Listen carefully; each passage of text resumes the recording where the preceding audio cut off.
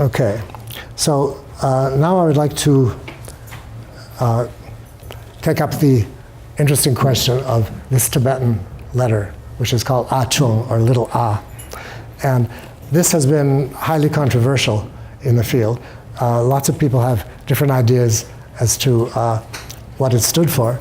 And there are lots of different ways of writing it. If you see on page 8, different scholars have very different ways of writing it. Now, A-chung occurs in 3 positions in the written Tibetan syllable, one of which is less important than the others. We won't talk about them, talk about it too much. It occurs either initially before a vowel or pre-consonantally. In a pre-vocalic position, it seems to have a glottal feature. So in some dialects of Tibetan, you actually get a velar fricative, like r or ch, before the vowel, where you have A-chung before a vowel. It sometimes is r, sometimes ch, sometimes glottal stop, in the various dialects.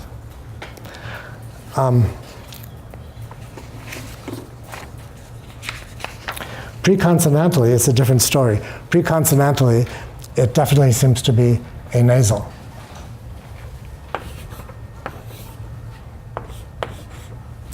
And there's all kinds of evidence for this. In Jackson Sun's MA dissertation on a dialect of Indo-Tibetan, Dzogchen Indo-Tibetan, he points out that written Tibetan A-chung before a consonant corresponds to prenasalization in the Amdo dialect. There are examples here on page 10. We have these 2 columns, written Tibetan and Dzogchen Amdo.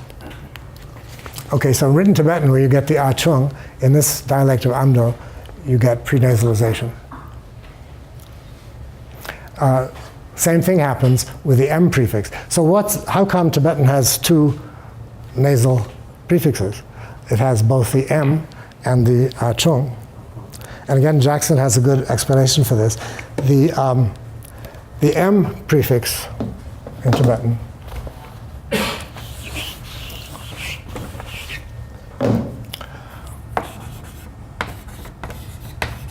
was undoubtedly pronounced something like this. Because if you get 2 nasals in a row without some kind of vowel in there, it's kind of difficult to pronounce. You can't really say that. So this represents a kind of sesquisyllabic sequence. So you have this minor syllable and the major syllable, a syllable and a half. But in the case of prenasalized ones, native speakers aren't aware necessarily that there were 2 phonetic features of it. For them, it's just a single sound. And so to write it this way would be, with the actual m prefix, would be not very consonant with native speakers' intuitions. So what they have in common, though, these 2 prefixes, m before a consonant and A-chung before a consonant, is that they only occur before voiced sounds or aspirated sounds, not before simple surds. So you get things like Mekase or Maga, making things up. But you don't get Maka. So obviously they have some kind of relationship. And in the dictionaries, they occur one after the other.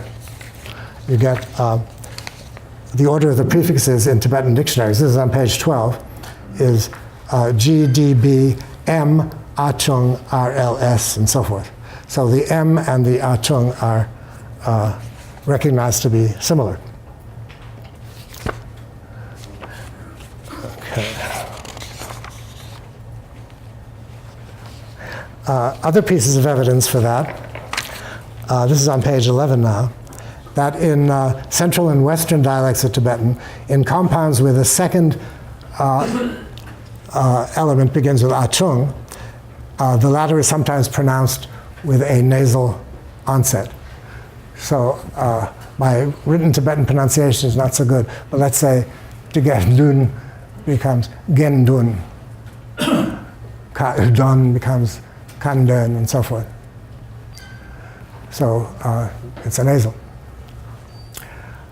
Interestingly, there are good correspondences between words with written Tibetan A-chung and Proto-Burmese cognates with prenasalized initials. As I said before, when you have a voiced consonant in Lahu, that comes from a prenasalized initial in Proto-Burmese. So you get several examples of written Tibetan words with A-chung, which correspond, say, to Lahu words with voiced initials. So to drink, do in Lahu, a tung, a ja, a drop, ju to prick or stick, ja to sneak or sling. This one is not so great because it goes back to jak, not to chup. But they look kind of related. Even in written Burmese, the word for this is di. This might be a relatively recent word in Burmese, but it shows the same kind of tendencies. Okay. Post-vocalically, A-chung is only an orthographic device, so we're not going to talk about that too much. Okay, going to page 12 now. There are interesting examples of the prenominal use of A-chung, which show variation between A-chung and another prefix. So, flee, jiba, lejiba, head, go, mago, jig, majig for neck, another word for neck, word for tadpole. We don't have a proto-form for that. So, it looks as if there might have been more than one prefix to those particular words. Okay, and there are various correspondences you can find. These are kind of random examples among our prefixal variants across subgroups of Tibeto-Burman. So there are correspondences between A-chung in Tibetan and syllabic nasal in Lota. Some nice examples: jibspa to suck, nt'l to kiss in Lota, to suck face, as some people say. Insect, another one, bu angbao. Correspondences between A-chung and mikir ing. Correspondences between m and ang, words for liver and stinking smell. Between m and mikir ing ang. Yeah. And we get to mikir and a. We don't have to go into all these details. Yeah. So the main thing I want to leave you all with is that several different variants of the prefix have to be reconstructed. Stressed and unstressed, post-nasalized or not post-nasalized, palatalized or not, and it's much more complex and interesting than if we just reconstruct a for the prefix. Okay. And last but not least, we should mention Chinese, of course, because a in the fully stressed form occurs in many Chinese kinship terms. This is page 14. And finally, some remarks about Indo-European parallels. Proto-Indo-European scholars reconstruct two syllabic nasals, and but in many of the daughter languages, there are partially vocalic reflexes of this. So Proto-Indo-European cum tom, 100. In Latin, you get centum, you get en as the result. In 10 decum, reconstruct that way, we get em.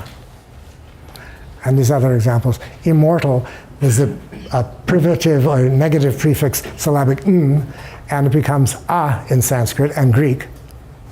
A privative is sometimes called amrta. Ambrotos is where we get the word ambrosia. It was the drink which made the gods immortal. Immortalis in Latin. You get un in English with a vowel, in Latin. The word for foot, it's also an accusative suffix, pedum, poda in Greek, pedem in Latin, the accusative. The difference is that in Indo-European, the nasal component is viewed as primary, with the vocalic element treated as secondary. But in my way of looking at things, I consider the nasal component to be secondary, and the